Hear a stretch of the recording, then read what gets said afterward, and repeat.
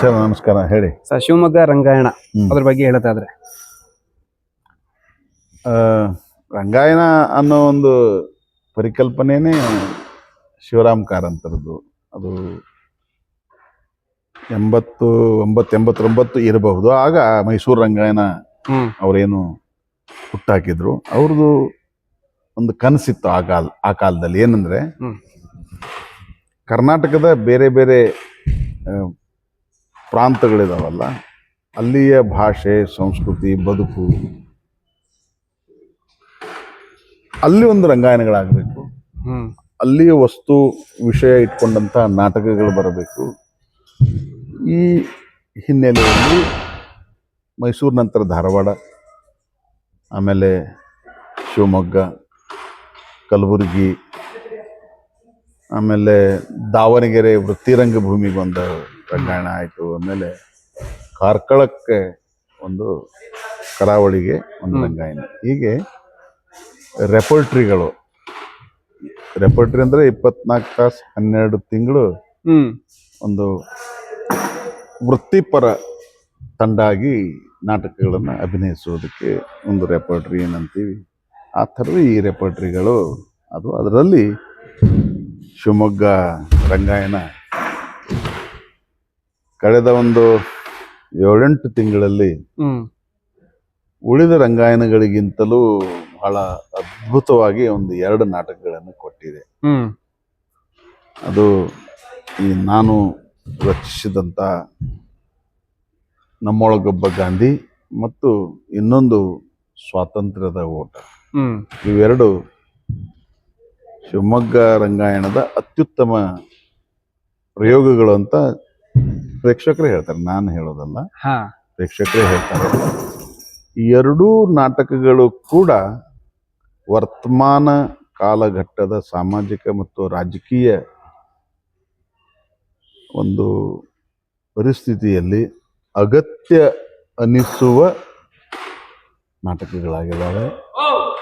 ಜನರ ಬಳಿ ಸ್ವಾತಂತ್ರ್ಯದ ಓಟ ಬಹಳ ಇಂಪ್ಯಾಕ್ಟ್ ಮಾಡಿತು. ಒಂದು ಕರ್ನಾಟಕದ ತುಂಬಾ ತಿರುಗಾಟ ಆಯಿತು.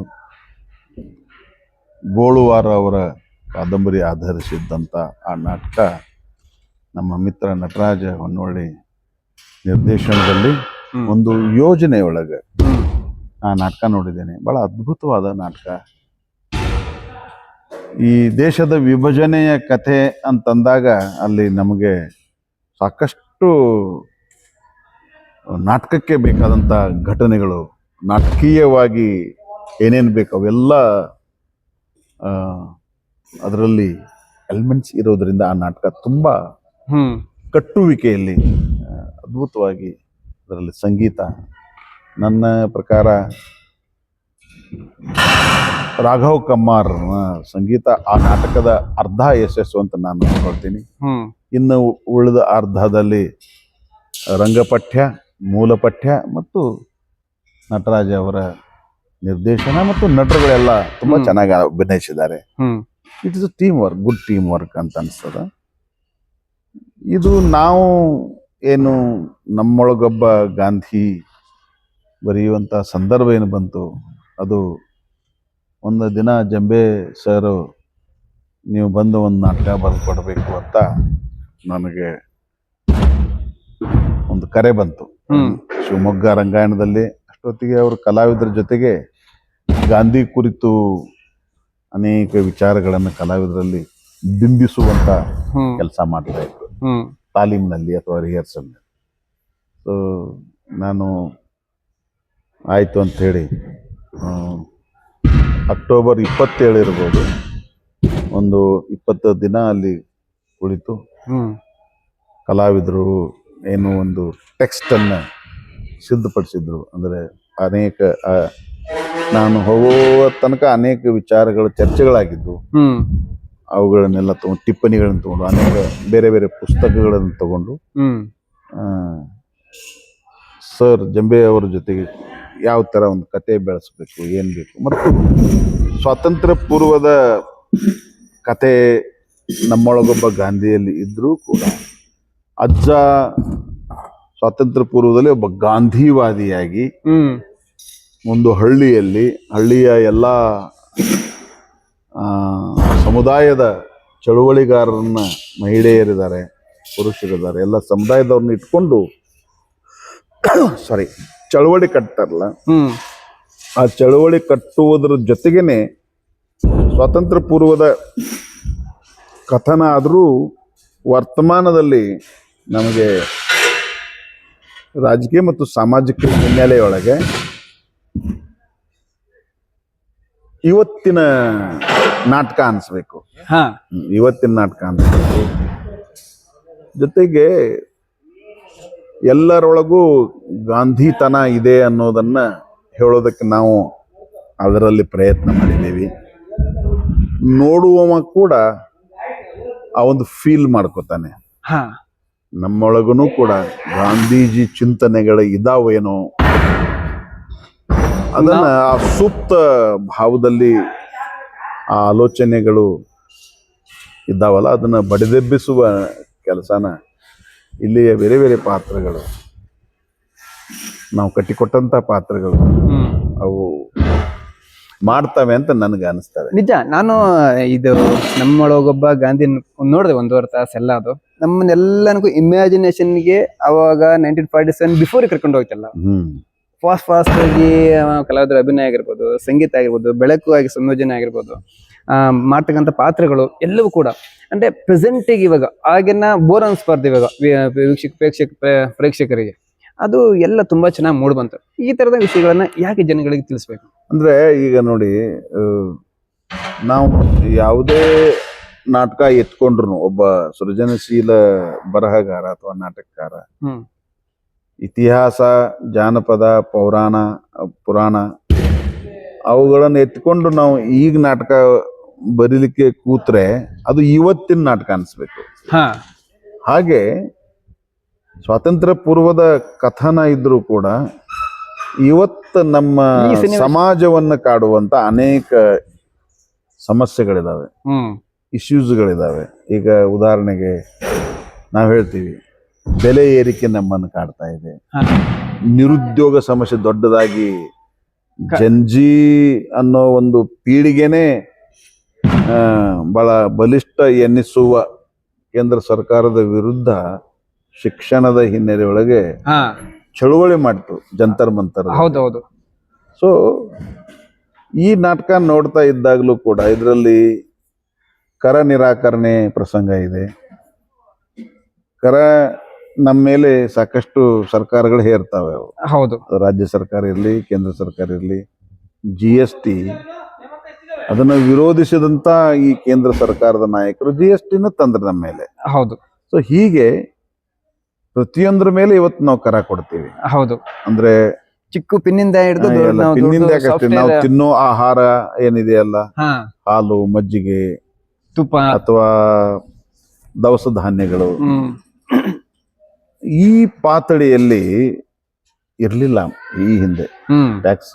ಟ್ಯಾಕ್ಸ್ ಅನ್ನೋದು, ಕರ ಅನ್ನೋದು ಒಂದು ಪದ್ಧತಿ ಇತ್ತು, ಇದೇ ಇರುತ್ತೆ. ಬಟ್ ಅದು ಇವತ್ತು ಏನು ಅದರ ಪ್ರಮಾಣ ಜಾಸ್ತಿ ಆಗಿದೆ, ಸರ್ವವ್ಯಾಪಿತನ ಇದೆ ಅಲ್ಲ, ಅದು ಇಲ್ಲಿ ಸ್ವಾತಂತ್ರ್ಯ ಪೂರ್ವದ ಕರ ನಿರಾಕರಣೆ ಇದೆಯಲ್ಲ, ಇಲ್ಲಿ ಆ ಪಾತ್ರ ಹೇಳ್ತಾವ. ಅಲ್ಲಿ ನಮ್ಮ ಗಾಡಿ ಉಸಿರಾಟದ ಮೇಲೂ ಕರ ತಗೊಳ್ತೀರಿ ಅನ್ನೋ ಅಂತ ಒಂದು ಕಾಲ ಬರಬಹುದು ಅನ್ನೋ ನಿಟ್ಟಿನಲ್ಲಿ ಪಾತ್ರಗಳು ಮಾತಾಡ್ತಾರೆ. ಹೌದು ಹೌದು. ಅದು ಅದಕ್ಕೆ ಕತೆ ಸ್ವಾತಂತ್ರ್ಯ ಪೂರ್ವ ಆದ್ರೂ ಕೂಡ ಇವತ್ತಿಗೆ ರೆಲೆವೆಂಟ್ ಆಗುವ ಹಾಗೆ ನಾವು ಅದನ್ನು ಕಟ್ಟುವ ಪ್ರಯತ್ನ ಮಾಡಿದೀವಿ. ತುಂಬಾ ಜನರಿಗೆ ಅದು ಇಷ್ಟ ಆಗ್ತದೆ.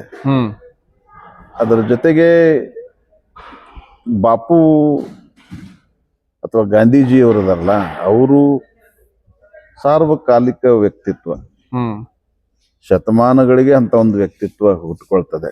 ಹೌದು. ಮತ್ತು ಆ ವ್ಯಕ್ತಿತ್ವ ದಿಢೀರ್ನೆ ಸೃಷ್ಟಿಯಾಗಿಲ್ಲ. ಹೌದು. ಬಾಪು ಅವರು ತಾವು ಬಾಲಕ ಇದ್ದಾಗಲಿಂದಲೂ ಕೂಡ ಅವರು ತಮ್ಮ ಮೇಲೆ ತಾವು ಪ್ರಯೋಗ ಮಾಡ್ಕೊಳ್ತಾ ಬೆಳೆದವರು. ಹೌದೌದು. ವ್ಯಕ್ತಿಗತ ಪ್ರಯೋಗ ಮಾಡ್ಕೊಳ್ತಾ ಬೆಳೆದವರು. ಉನ್ನತ ಶಿಕ್ಷಣಕ್ಕೆ ಅವರು ವಿದೇಶಕ್ಕೆ ಹೋಗಿ ಭಾರತಕ್ಕೆ ಬಂದು ದಕ್ಷಿಣ ಆಫ್ರಿಕಾದಲ್ಲಿ ಆಶ್ರಮ ಪರಿಕಲ್ಪನೆಯಲ್ಲಿ ಕೆಲವು ಪ್ರಯೋಗಗಳು ಮಾಡ್ತಾನೆ. ಭಾರತಕ್ಕೆ ಬಂದು ಭಾರತಕ್ಕೆ ಒಂದು ಸ್ವಾತಂತ್ರ್ಯ ನೀಡುವ ಅಥವಾ ಆ ಚಳವಳಿಯನ್ನು ಹುಟ್ಟು ಹಾಕುವ ತನಕದ ಒಂದು ಅವ್ರದ್ದೇನು ಒಟ್ಟು ಯಾತ್ರೆ ಇದೆಯಲ್ಲ, ಆ ಯಾತ್ರೆಯಲ್ಲಿ ತಮಗೆ ತಾವು ಪ್ರತಿಯೊಂದಕ್ಕೂ ಪ್ರಯೋಗಕ್ಕೆ ಒಡ್ಡಿಕೊಳ್ಳುವಂತ ಒಂದು ವ್ಯಕ್ತಿತ್ವ ಅದು. ಹೌದು. ಮತ್ತು ಅವರ ವಿಚಾರಗಳು ಯಾವಾಗಲೂ ಸಾರ್ವಕಾಲಿಕ ಮೌಲ್ಯಗಳನ್ನ ಹೇಳುವಂಥವುಗಳು. ವ್ಯಾಲ್ಯೂಸ್ ಅಂತ ನಾವೇನ್ ಕರಿತೀವಿ, ಗಟ್ಟಿ ವ್ಯಾಲ್ಯೂಸ್ ಅಂತ ಕರಿತೀವಿ. ಅದಕ್ಕೆ ಬಾಪುನ ದೇಶ ವಿದೇಶಗಳಲ್ಲಿ ಗೌರವಿಸುವಂತ ದೊಡ್ಡ ಒಂದು ಏನಂತೀರಿ ಅದಕ್ಕೆ ಸಮುದಾಯನೇ ಇದೆ. ಹೌದು. ಜಗತ್ತಿನ ಬೇರೆ ಬೇರೆ ಜನರು ಬಾಪುವಿನ ವಿಚಾರಗಳನ್ನ, ಅವರ ಆಲೋಚನೆಗಳನ್ನ, ಅವರ ತತ್ವ ಸಿದ್ಧಾಂತಗಳನ್ನ, ಹೌದು, ಚಿಂತನೆಗಳನ್ನ, ಹೋರಾಟ ಆಗಿರಬಹುದು, ಹೀಗೆ ಅದನ್ನ ನಾವು ನಮ್ಮ ಪಾತಳಿಯಲ್ಲಿ ನಮ್ಮ ಮಿತಿಯಲ್ಲಿ ಒಂದು ಕಟ್ಟಿ ಕೊಡುವ ಪ್ರಯತ್ನ ಮಾಡಿದ್ದೀವಿ.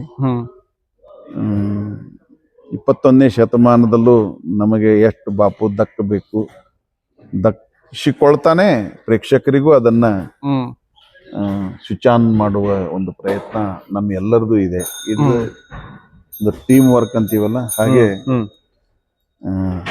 ನಾವು ಕಲಾವಿದರು ಎಲ್ಲ ನಿರ್ದೇಶಕರು ಹಿಡ್ಕೊಂಡು ಪ್ರತಿಯೊಬ್ಬರು ಕಲಾವಿದರು ಕಾಂಟ್ರಿಬ್ಯೂಷನ್ ಇದೆ ಅಂತ ಅನಿಸ್ತದೆ. ಈಗ ಶಿವಮೊಗ್ಗ ರಂಗಾಯಣ ಎಷ್ಟು ಕಡೆ ಈಗ ಪ್ರದರ್ಶನ ಕೊಟ್ಟಿದೆ ಇದೇ ಒಂದು ನಾಟಕ? ಇದು ಅದೇ ಡಿಸೆಂಬರ್ 5ರಿಂದ ಶುರು ಆಯಿತು. 2026 ಹೋದ ವರ್ಷ ಡಿಸೆಂಬರ್ 5ರಿಂದ ಶುರು ಆಯಿತು. ಹಾಗೆ ಇವತ್ತಿನದು ಇದು 32ನೇ ಪ್ರಯೋಗ. 36 ಪ್ರಯೋಗ ಕೂಡ ಇಡೀ ಕರ್ನಾಟಕದೊಳಗೆ ಒಂದು ಸಂಚಾರ ತಿರುಗಾಟ ಮಾಡಿದೆ. ಡಿಸೆಂಬರ್ 5, 2025ರಿಂದ ಬೆಳಗಾವಿ ಆಯ್ತು, ಧಾರವಾಡ ಆಯ್ತು, ಗದಗ, ಕಲಬುರಗಿ, ಬೀದರ್, ಹೀಗೆ ಎಲ್ಲ ಕಡೆಗೆ. ಆಮೇಲೆ ಕರಾವಳಿ ಪ್ರದೇಶಗಳು, ಮಲೆನಾಡು, ಈ ಕಡೆ ಮೈಸೂರು, ಬೆಂಗಳೂರು ಕೂಡ ಈ ಹಿಂದೆ ಬಂದು ಹೋಗಿತ್ತು. ಹೀಗೆ 36 ಪ್ರಯೋಗಗಳು ಶಿವಮೊಗ್ಗ ರಂಗಾಯಣದ ಈ ನಾಟಕಗಳು ಒಂದು ಮೂಮೆಂಟ್ ತರ ನಡೆದವು. ಇದನ್ನ ಎಲ್ಲೆಲ್ಲಿ ತಂಡ ಹೋಗಿದೆಯೋ ಅಲ್ಲಿ ಜನ ಇದನ್ನೇ ಹೇಳೋದು, ಇದೊಂದು ಚಳವಳಿ ತರ, ಇದು ಇವತ್ತಿನ ಅಗತ್ಯ ಇದೆ. ಹೌದು. ಇವತ್ತು ರಾಜಕೀಯ ಮತ್ತು ಸಾಮಾಜಿಕ ಒಂದು ಪರಿಸ್ಥಿತಿ ಕಲುಷಿತಗೊಂಡಿರುವಂತ ಕಾಲಘಟ್ಟದೊಳಗೆ ಗಾಂಧೀಜಿಯವರ ವಿಚಾರಗಳು ಅಗತ್ಯ ಇವೆ. ಇತಿಹಾಸ ಪ್ಲಸ್ ಆಧುನಿಕ ಎರಡು ಸಮ್ಮಿಶ್ರಗೊಂಡು ಒಂದು ಹೊಸ ಒಂದು ವಿಚಾರಧಾರೆನ ಮನಸ್ಸಲ್ಲಿ ಹುಟ್ಟಾಗ್ತಕ್ಕಂಥದ್ದು. ಹೌದು. ಈ ಒಂದು ಶಿವಮೊಗ್ಗ ರಂಗಾಯಣದಲ್ಲಿ ಬರೀ ಇತಿಹಾಸದ ಬಗ್ಗೆ ವಿಚಾರಗಳಿರ್ತವೆ. ಒಂದು ನಾಟಕವನ್ನ ನೀಡಬೇಕಾದ್ರೆ ಯಾವೆಲ್ಲ ವಿಚಾರಗಳು ಜಾಸ್ತಿ ಇರುತ್ತೆ? ಅದು ಏನಂದ್ರೆ ಶಿವಮೊಗ್ಗ ಇಡೀ ರಂಗಾಯಣದ ಬಗ್ಗೆ ನನ್ಗೆ ಹೇಳಕ್ ಆಗೋದಿಲ್ಲ. ಯಾಕಂದ್ರೆ ಅದನ್ನ ಶಿವಮೊಗ್ಗ ರಂಗಾಯಣದ ನಿರ್ದೇಶಕರು ಹೇಳ್ಬೇಕು ಮತ್ತು ಆಡಳಿತಾಧಿಕಾರಿಗಳು ಹೇಳ್ಬೋದು. ನಾನು ಆಸ್ ಎ ಪ್ಲೇ ರೈಟ್, ನಾನೊಬ್ಬ ನಾಟಕಕಾರನಾಗಿ ಅವ್ರ ಜೊತೆಗೆ ಏನು ನಾನು ಒಂದು ಈ ಯೋಜನೆಯಲ್ಲಿ ತೊಡಗಿಸಿಕೊಂಡಿದ್ನು ಅಂದ್ರೆ, ಸರ್ ನೀವೇ ಬಂದು ನಾಟಕ ಬರೀಬೇಕು. ಯಾಕಂದ್ರೆ ಇದುವರೆಗೆ ನಾನು ಕನ್ನಡದಲ್ಲಿ ಗಾಂಧೀಜಿಯವರ ಕುರಿತು ಹೆಚ್ಚು ನಾಟಕಗಳನ್ನು ನಾನು ಬರೆದಿದ್ದು ಅಂತ ನನಗನ್ನಿಸ್ತದೆ. 2 ಮರಾಠಿಯ ಅನುವಾದ, 2 ಸ್ವಂತ ನನ್ನವು. ಹೀಗಿದ್ದಾಗ ಇದನ್ನ ಸೇರಿಸಿಯೇ ಹೀಗಿದ್ದಾಗ ನಾನೇ ಬರಿಬೇಕು ಅಂತ ಅವ್ರು ಬಯಸಿದ್ದು. ಅದಕ್ಕೆ ನಾನು ನ್ಯಾಯ ಕೊಡುವ ಪ್ರಯತ್ನ ಮಾಡಿದ್ದು. ಹೀಗಾಗಿ ಶಿವಮೊಗ್ಗ ರಂಗಾಯಣಕ್ಕೆ ಅದರದೇ ಆದಂತ ಈ ಹಿಂದಿನ ನಿರ್ದೇಶಕ ನೋಡಿ, ಯಾರ್ಯಾರು ಅಲ್ಲಿಕ್ಕೆ ನಿರ್ದೇಶಕರಾಗಿ ಬರ್ತಾರೋ ಅವ್ರದ್ದೊಂದು ಕನಸು ಇರ್ತದೆ, ಅವ್ರದ್ದೊಂದು ನಾನು ಹೀಗೀಗ ಮಾಡ್ಬೇಕಪ್ಪ ಅಂತ ಒಂದು ಇರುತ್ತದು. ಆ ನೆಲೆಯೊಳಗೆ ಪ್ರಸನ್ನ ಈ 2 ಯೋಜನೆಗಳನ್ನ ತಂದು ಮಾಡಿಸಿದ. ಬಹಳ ಯಶಸ್ವಿ ಪ್ರಸನ್ನನ ಈ ಕನಸು ನಿಜಕ್ಕೂ ಒಂದು ನನಸು. ನೀವು ಇದು ನಾಟಕ ರಚನೆ ಮಾಡ್ಬೇಕಾದ್ರೆ ಆಯ್ದುಕೊಳ್ತಕ್ಕಂತ ನೀವು ಒಂದು ಸಮಯ ಮತ್ತು ಸ್ಥಳ ಎಲ್ಲಿ ಇರುತ್ತೆ ಸರ್? ಅಲ್ಲ, ನಾನು ಸಾಮಾನ್ಯವಾಗಿ ನಾವು ಮುಂಚೆ ಈಗ ಮನೆ ಒಳಗಡೆ ಅಥವಾ ಹೊರಗಡೆ ಒಂದು ಪರಿಸರದಲ್ಲಿ ಅಲ್ಲಿ ಇಲ್ಲಿ ರಚನೆ ಮಾಡ್ತೀವಿ, ಕಲ್ಪನೆ ಮಾಡ್ಕೊಂಡು ಈ ತರ ಅಂತ. ಎಲ್ಲಿ ರಚನೆ ಮಾಡ್ತೀರ? ಅಲ್ಲ, ಈ ನಾಟಕ ನಾನು ಬರೆಯೋದು ನನ್ನ ಮನೇಲಿ ಕೂತು ಬರಿತೀನಿ. ಅದು ನಾ ಬರೆಯುವ ನಾಟಕ ನನ್ನ ಒಳಗಡೆ ಒಂದು ಅನುಭವ ಜಗತ್ತ ಸೃಷ್ಟಿಯಾಗಿರ್ತದೆ. ಆ ಅನುಭವವನ್ನ ಆ, ನಾಟಕ ಅನ್ನೋ ಒಂದು ಫಾರ್ಮ್ಗೆ ಅದನ್ನ ಕಟ್ಟೋ ಪ್ರಯತ್ನ ಮಾಡ್ತೀನಿ. ಆದ್ರೆ ಇದು ಹಾಗಲ್ಲ. ಇದು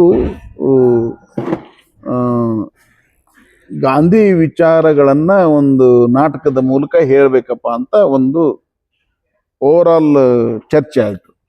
ಕಲಾವಿದರಿದ್ರು, ಜಂಬೆ ಸರ್ ಇದ್ರು, ಎಲ್ಲ ಇದ್ದಾಗ ನಾ ಬರೋಕ್ಕಿಂತ ಮುಂಚೆ ಜಂಬೆ ಅವರು ಕಲಾವಿದರ ಜೊತೆಗೆ ಆ ಸಂವಾದ ಮಾಡ್ತಾನೆ ಪುಸ್ತಕಗಳನ್ನ ಅನೇಕ ಓದ್ಲಿಕ್ಕೆ ಕೊಟ್ಟು ಅದರ ಟಿಪ್ಪಣಿಗಳನ್ನ ಮಾಡಿದ್ರು. ನಾ ಹೋದ ನಂತರ ನಾನು ಕೆಲವು ಟಿಪ್ಪಣಿಗಳನ್ನ ಮಾಡಿದೆ. ಹೀಗೆ ಜಂಬೆ ಅವರು ಒಂದು ಪರಿಕಲ್ಪನೆ, ಅವ್ರದ್ದೇ ವಿನ್ಯಾಸ ಇದೆ. ಒಂದು ಸ್ಟೋರಿ ಲೈನ್ ಡೆವಲಪ್ ಆಯ್ತು. ಅಂದ್ರೆ ಹಿಂಗ ಅಜ್ಜ ಹಿಂಗಾಗಿ ಕಟ್ತಾ ಒಂದು 20 ದಿವಸಗಳಲ್ಲಿ ಈ ತರದ ಒಂದು ಸ್ವರೂಪ. ಈಗ ಆಧುನಿಕತೆಯಲ್ಲಿ ಈಗ ಸಮಯ ಬಹಳ ವೇಗವಾಗಿ ಓಡ್ತಾ ಇದೆ ಮುಂದಕ್ಕೆ. ಈಗ ನಾಟಕನ ಈಗ ಪ್ರೇಕ್ಷಕರನ್ನ ಹೇಗೆ ಇಟ್ಕೊಳ್ಬೇಕು ಅಂತ ಈಗ ಯಾಕೆಂತ ಹೇಳಿದ್ರೆ ಇವಾಗ ನಾಟಕ ಆದ್ಮೇಲೆ ಸಿನಿಮಾ ಬರುತ್ತೆ, ಸಿನಿಮಾ ಆದ್ಮೇಲೆ ಸೀರಿಯಲ್ಗಳು, ಮತ್ತೆ ಇವಾಗ ರೀಲ್ಸ್ಗಳು, ಮತ್ತೆ ಹಲವಾರು ಈಗ ತಂತ್ರಜ್ಞಾನ ಮುಖಾಂತರ ಜನಗಳಿಗೆ ಇಷ್ಟವಾಗ್ತಕ್ಕಂತಹ ವಿಷಯಗಳು ಬರ್ತಾ ಇದೆ. ಇವಾಗ ನಾಟಕ ಹೇಗೆ ಅದನ್ನ ಪ್ರೇಕ್ಷಕರನ್ನ ಸೆಳಿತಿದೆ ಅಂತ? ಇದು ಮೊದಲಿಂದಲೂ ಈ ಒಂದು ಬಹು ಮಾಧ್ಯಮಗಳು ಪ್ರವೇಶ ಆಗ್ತಾ ಇದ್ದಂಗೆನೆ ಸಮಾಜದೊಳಗೆ ಇದೊಂದು ಪ್ರಶ್ನೆ ಹುಟ್ಕೊಳ್ತದೆ. ಈಗ ನೀವು ಹೇಳಿದ್ರಲ್ಲ, ರೀಲ್ಸ್ ಅದು ಇದು ವೆಬ್ ಸೀರೀಸ್ ಅನ್ಬೋದು, ಇನ್ನೊಂದು ಇದ್ದಾಗ ನಾಟಕ ಹೆಂಗ ಪ್ರತಿಯೊಂದು ಒಂದು ಫಾರ್ಮ್ಗೆ ಅದರದೇ ಆದಂತ ಒಂದು ಶಕ್ತಿ ಇರ್ತದೆ. ನಾಟಕ ಅನ್ನೋದು ಅದಕ್ಕೊಂದು ಶಕ್ತಿ ಇದೆ, ಅದರದೇ ಆದಂತ ಒಂದು ಆಡಿಯನ್ಸ್ ಪ್ರೇಕ್ಷಕರು ಇರ್ತಾರೆ. ರೀಲ್ಸ್ ಇವೆಲ್ಲ ಇತ್ತೀಚೆಗೆ ಬಂದಂತ ಸಾಮಾಜಿಕ ಜಾಲತಾಣಗಳ ಮೂಲಕ ಬಂದಂತ ಒಂದು ಹುಟ್ಟು. ಅದಕ್ಕೆ ಅದರದೇ ಆದಂತ ಒಂದು ಏನು ಡಿಸೈನ್ ಇರ್ತದೆ, ಅದರ ಟೈಮಿಂಗ್ ಇರ್ತದೆ, ಅದ್ರಕ್ಕೂ ಇದಕ್ಕೆ ಸಂಬಂಧ ಇಲ್ಲ. ಅದನ್ನ ನೋಡಿ ಮರೆತು ಬಿಡ್ತಾರೆ, ಅಥವಾ ಕೆಲವು ನೆನಪಿಡುವಂತವು ಇರಬಹುದು. ಬಹುಮಾಧ್ಯಮಗಳ ಈ ದೃಶ್ಯ ಮಾಧ್ಯಮ ಅನ್ನೋದು ಏನಿದೆಯಲ್ಲ, ವಿಜುವಲ್ ಮೀಡಿಯಾ, ಇವತ್ತು ಬಹುಮಾಧ್ಯಮದ ಮೀಡಿಯಾಗಳಲ್ಲಿ ನಾಟಕ ಕೂಡ ಒಂದು ಮಾಧ್ಯಮ ಆಗಿದೆ. ಇದನ್ನೇ ಪ್ರೀತಿಸ್ತಕ್ಕಂಥವ್ರು ಇದು ಒಂದು ವರ್ಗ ಇದ್ದೇ ಇರ್ತದೆ, ಯಾವಾಗಲೂ ಇರ್ತದಲ್ಲ. ಈಗ ಕೆಲವರಿಗೆ ಭಾವಗೀತೆ, ಸಂಗೀತ, ಕೆಲವರಿಗೆ ಕ್ಲಾಸಿಕಲ್ ಮ್ಯೂಸಿಕ್ ಇಷ್ಟ ಆಗ್ತದೆ, ಹಿಂದೂಸ್ತಾನಿ, ಕರ್ನಾಟಕಿ, ಅದನ್ನು ನೋಡುವ ವರ್ಗವೂ ಒಂದಿರ್ತದೆ, ಅಥವಾ ಕೇಳುವ ವರ್ಗವೂ ಒಂದಿರ್ತದೆ. ಹಂಗೆ ಅವು ನಾಟಕಗಳನ್ನ ನೋಡುವುದು ಒಂದು ಪ್ರೇಕ್ಷಕ ವರ್ಗ ಇದ್ದೇ ಇರ್ತದೆ. ಅದು ಯಾವಾಗಲೂ ಈ ರಂಗಕಲೆ ಅನ್ನೋದು ಇದು ಮೊದಲಿಂದನೂ ಅನೇಕ ಆಯಾ ಕಾಲಘಟ್ಟದಲ್ಲಿ ಬೇರೆ ಬೇರೆ ಅಲೆಗಳನ್ನು ಎದುರಿಸ್ತಾನೆ ಗಟ್ಟಿಗೊಳ್ತಾನೆ ಬಂದಿದ್ದಿದೆ ಅದು. ಮತ್ತೆ ಈಗ ರಂಗಭೂಮಿಯಲ್ಲಿ ಈಗ ನಾವು ಅಭಿನಯಿಸ್ಬೇಕು ಅಂತ ಹೇಳಿದ್ರೆ ಪೂರ್ಣಾವಧಿ ಈಗ ರಂಗ ಕಲಾವಿದ ಅಂತ ಹೇಳಿ ಅವರು ಮತ್ತೆ ಬೇರೆ ಕಡೆ ಅವ್ರು ಕೆಲಸ ಮಾಡ್ಬೋದು, ಅವರು ಮಾಡ್ತಾರ ಅಂತ? ಕೆಲವರು ಮಾಡ್ತಾರಲ್ಲ, ಅಂದ್ರೆ ಪೂರ್ಣ ಪ್ರಮಾಣದ ನಾಟಕನೇ ವೃತ್ತಿಯಾಗಿ ಇಟ್ಕೊಂಡವರು ಇದ್ದಾರೆ. ಆಮೇಲೆ ನಾಟಕದಿಂದ ಒಮ್ಮೊಮ್ಮೆ ಬದುಕು ಕಟ್ಟಿಕೊಳ್ಳೋದು ಕಷ್ಟ ಆಗ್ತದೆ ಅಂತಂದಾಗ ಸೀರಿಯಲ್ಲೋ ಅಥವಾ ಚಲನಚಿತ್ರಗಳಲ್ಲೋ ಅಭಿನಯಿಸಕ್ಕೆ ಪ್ರಯತ್ನ ಪಡ್ತಾರೆ. ತಪ್ಪೇನಲ್ಲ, ಯಾಕಂದ್ರೆ ನೀವು ಬದುಕಬೇಕಾದ ಹಣನೂ ಬೇಕಲ್ಲ, ಒಂದು ಆರ್ಥಿಕ ಭದ್ರತೆನೂ ಬೇಕು. ಸೊ ನಮ್ಮಲ್ಲಿ ಕರ್ನಾಟಕದಲ್ಲಿ ನಾಟಕದಿಂದ ನಾನು ಬದುಕು ಕಟ್ಕೊಳ್ತೀನಿ ಅನ್ನೋದು ಸ್ವಲ್ಪ ಕಷ್ಟದ ಕೆಲಸ. ಸೊ ಹಾಗಿದ್ದಾಗ ನಾಟಕ ಮಾಡ್ತಾ ಬೇರೆ ಬೇರೆ ಇದರಲ್ಲಿ ತೊಡಗಿಸ್ಕೊಳ್ಬಹುದು, ತೊಡಗಿಸ್ತಾರೆ ಅವರು. ನಾವು ಬೇಡ ಅಂದ್ರೂ ಬಿಡಲ್ಲ ಯಾರು, ಅವ್ರು ಹೋಗ್ಲೇಬೇಕಲ್ಲ, ಬದುಕಬೇಕಲ್ಲ. ಅದಕ್ಕೆ ಇನ್ನೊಂದು, ನಾನು ಉತ್ತರ ಕರ್ನಾಟಕಕ್ಕೆ ಹೋದಾಗ ಇವಾಗ ಹಲವಾರು ಒಂದು ಬೋರ್ಡ್ಗಳು ನೋಡಿದೆ. ನಾಟಕ ಮಂಡಿಗಳು ನಮ್ಮ ಈ ಭಾಗದಲ್ಲಿ, ಸೌತ್ ಭಾಗದಲ್ಲಿ ಕಡಿಮೆ ಇದೆ, ಬಟ್ ಉತ್ತರ ಕರ್ನಾಟಕದಲ್ಲಿ ಇನ್ನೂ ಜಾಸ್ತಿ ಇದೆ. ಈಗ ಥಿಯೇಟರ್ಗಳಿಲ್ಲ, ಅಲ್ಲಿ ಬರೀ ನಾಟಕಗಳು ಅಂತ ಅವ್ರದ್ದು ಬೋರ್ಡ್ ಹಾಕೋಬಿಟ್ಟು ಕೆಳಗಡೆ ಅಶ್ಲೀಲ ಪದಗಳು ಇಲ್ಲ ಅಂತೇಳಿ ಬೋರ್ಡ್ ಹಾಕಿರ್ತಾರೆ. ಅಂತ ಯಾಕೆ ಸರ್? ಅಲ್ಲ, ಅದು ಅದಕ್ಕೆ ಉತ್ತರಗಳು ಬಹಳ ಕಷ್ಟ ಆಗುತ್ತೆ. ಏನಾಗುತ್ತೆ ಗೊತ್ತಾ, ದಕ್ಷಿಣದಲ್ಲಿ ಏನೋ ಒಂದು ರಂಗಭೂಮಿ ಇದೆ, ಅದು ಪೌರಾಣಿಕ ಮತ್ತು ಐತಿಹಾಸಿಕ ರಂಗಭೂಮಿ ಇದೆ. ಎಲ್ಲಿ ನಮ್ಮ ದಕ್ಷಿಣ ಮೈಸೂರು, ಮಂಡ್ಯ, ಹಾಸನ, ಅಥವಾ ಈ ಕಡೆ ಕೋಲಾರ, ತುಮಕೂರು ಎಲ್ಲ ಏನೋ ಒಂದು ಇಲ್ಲಿರುವಂಥ ಥಿಯೇಟರ್ ಏನಿದೆಯಲ್ಲ, ಅದು ವೃತ್ತೀಯ ಶೈಲಿಯ ಥಿಯೇಟರ್ನಲ್ಲಿ ಹೆಚ್ಚು ನನಗೆ ಗ್ರಹಿಕೆಯ ಪ್ರಕಾರ ಪೌರಾಣಿಕ ಮತ್ತು ಐತಿಹಾಸಿಕ ನಾಟಕಗಳನ್ನ ಮಾಡುವ, ಅದನ್ನ ನಿರ್ದೇಶನ ಮಾಡುವ ಮೇಷ್ಟ್ರುಗಳು ಇದ್ದಾರೆ. ಹೌದು, ಆ ಥರದವರು. ಹಂಗೆ ಉತ್ತರ ಕರ್ನಾಟಕದಲ್ಲಿ ಪೌರಾಣಿಕ ಮತ್ತು ಐತಿಹಾಸಿಕ ಇಲ್ವೇ ಇಲ್ಲ ಅನ್ನೋದು. ಅಲ್ಲೇನಂದ್ರೆ ಏನು ಕಂಪ್ನಿ ನಾಟಕಗಳಂತ ನಾವೇನಂತ ಕರಿತೀವಿ, ವೃತ್ತಿ ರಂಗಭೂಮಿ ಮಂಡ್ಯಗಳು, ನಾಟಕಗಳಂತ ಏನ್ ಕರಿತೀವಿ, ಅವುಗಳ ಒಂದು ಕಾಲದಲ್ಲಿ ಅದರಲ್ಲಿ ರಂಗಗೀತೆಗಳಿದ್ದು, ಅದ್ಭುತವಾದ ರಂಗಗೀತೆಗಳಿದ್ದು. ಅವು ರಂಗಗೀತೆಗಳು ಕೂಡ ರಾಮಾಯಣ ಮಹಾಭಾರತದ ಪ್ರಸಂಗಗಳನ್ನು ಇಟ್ಕೊಂಡು ಬರೆದಂಥ ನಾಟಕಗಳಲ್ಲಿ ಹೆಚ್ಚಿರ್ತಿದ್ವು. ಸೊ ಅದು ಬರಬರ್ತಾ ನಾಟಕದ ಸಾಮಾಜಿಕ ನಾಟಕಗಳಾಗಿ ಪರಿವರ್ತನೆ ಆಯಿತು. ಅದು ಬರಬರ್ತಾ ಅಂದರೆ ಅದರಲ್ಲಿ ನನ್ನ ಪ್ರಕಾರ ಏನಂದರೆ, ವೃತ್ತಿ ನಾಟಕ ಮಹಾರಾಷ್ಟ್ರದಲ್ಲಿ ಹೆಂಗೆ ಒಂದು ಪ್ರೊಫೆಷನಲ್ ಥಿಯೇಟರ್ ಇದೆ, ವ್ಯಾವಸಾಯಿಕ ರಂಗಭೂಮಿ ಅಂತಾರೆ, ಆ ರೀತಿ ನಮ್ಮಲ್ಲಿ ಬೆಳಿಲಿಲ್ಲ. ಅಲ್ಲಿಯೂ ಕೂಡ ಪ್ರಾಯೋಗಿಕ ರಂಗಭೂಮಿ ಇದೆ, ಸಮಾನಾಂತರ ರಂಗಭೂಮಿ ಅಂತಿದೆ, ಮತ್ತು ವ್ಯಾವಸಾಯಿಕ ರಂಗಭೂಮಿ ಇದೆ. ವ್ಯಾವಸಾಯಿಕ ಅಂದ್ರೆ ವೃತ್ತಿಪರ, ಅಂದ್ರೆ ನಮ್ಮ ವೃತ್ತಿ ರಂಗಭೂಮಿ ಇದೆಯಲ್ಲ, ಆ ಪರ್ಯಾಯವಾಗಿ ಆ ಹೆಸರನ್ನು ಬಳಸಬಹುದು. ಬಟ್ ಅಷ್ಟು ಅಪ್ಗ್ರೇಡ್ ನಮ್ಮ ವೃತ್ತಿ ರಂಗಭೂಮಿ ಆಗಲಿಲ್ಲ, ಮತ್ತು ಆಗೋದು ಇಲ್ಲ. ಅವ್ರನ್ನೆಲ್ಲ ನಾಟಕಗಳನ್ನು ನೋಡಿದ್ರೆ ಇನ್ನೂ ತುಂಬಾ ಅದೇ ಶೈಲಿಯಿಂದ ಮಾತಾಡ್ತಾರೆ. ಕಾಮಿಡಿಯಲ್ಲಿ ಅವು ಆಶು ಕಾಮಿಡಿ ಇರ್ತವೆ. ಆ ಕ್ಷಣಕ್ಕೇನೆ ರಸ್ತೆ ಸೀನ್ ಅಂತಾರೆ ಅವರು. ಒಂದು ರಸ್ತೆ ಸೀನ್ ಇರ್ತದೆ, ಅಲ್ಲಿ ಕ್ಯಾರೆಕ್ಟರ್ ಬರ್ತವೆ, ಹೆಣ್ಣು ಗಂಡು ಹಾಸ್ಯ ಮಾಡ್ತಾರೆ. ಹಾಸ್ಯದಲ್ಲಿ ಎಲ್ಲರಿಗೂ ಗೊತ್ತಿರೋ ಹಾಗೆ ಏನೇನು ಇರುತ್ತೋ ಎಲ್ಲರಿಗೂ ಗೊತ್ತಿರುವಂಥದ್ದು. ಹೌದು. ಸೊ ಅದಕ್ಕೆ ಕಲೆ ಆಗಲ್ಲ ನನ್ನ ಪ್ರಕಾರ. ಬರೀ ಆಕರ್ಷಣೆಗೋಸ್ಕರ ಅಂತಿಲ್ಲ, ನಗ್ತಾರೆ ಜನ, ಇದ್ ಮಾಡ್ತಾರೆ. ಒಂದು ಅವರು ಏನು ಅದಕ್ಕೆ ಆ ತರದ ಒಂದು ಪದಗಳು ಬಂದಾಗ ಕೌಟುಂಬಿಕವಾಗಿ ಹುಳಿ ಪದಗಳನ್ನು ಬಳಸ್ತಾರೆ. ಹೌದು. ಆ ತರದ್ದು ಈಗ ನಾವು ಅದು ಬೇಡ ಅಂತಂದ್ರೆ ಅವ್ರು ಏನು ಕೇಳಲ್ಲ. ನಾವು ಅದೇ ಆ ತರದ ಒಂದೆಲ್ಲ ಪ್ರಯತ್ನ ಮಾಡಿ ಹಿಂದೆ ಅನೇಕ ಜನ ಸ್ನೇಹಿತರು ಪ್ರಯತ್ನ ಮಾಡಿದ್ದಾರೆ. ಆಗಲ್ಲ, ನೋಡೋಣ ಕಾಲದಲ್ಲಿ ಅವ್ರು ಅವ್ರಿಗೆ ಅವರೇ ಬದಲಾಗಬೇಕು. ಒಂದು ನಾಟಕ ಒಂದು ಅತ್ಯುತ್ತಮ ಕಲೆಯಾಗಿ, ಹಾಸ್ಯಕ್ಕೂ ಒಂದು ಘನತೆ ಇದೆ.